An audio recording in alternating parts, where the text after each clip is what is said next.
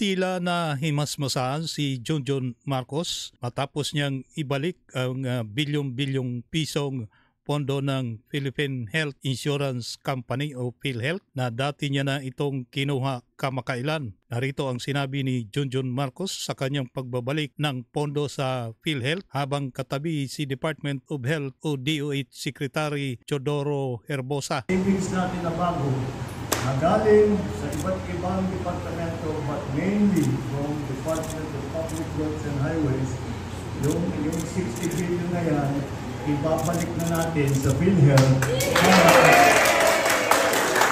Nauna nang naging kontrobersyal ang pag-alis ng 8.9 bilyong pisong pondo ng PhilHealth na umabot pa ang investigasyon sa Senado. I received a directive which emanated from a cabinet meeting led by President Marcos asking me to remit the 89.9 billion.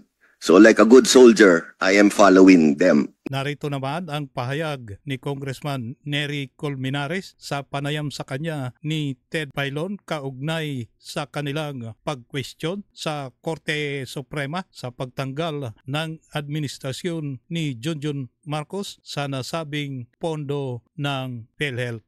Why does it have to pass through Congress? Kaya pala nag-negotiate ang PhilHealth sa Kongreso para bigyan ng pondo kasi sa Kongreso manggagaling. Kaya kami sa bayan muna ang sabi namin sa petition na to, dapat ang pondo diretso sa tao. Huwag nang sumabit pa sa bulsa ng mga politiko.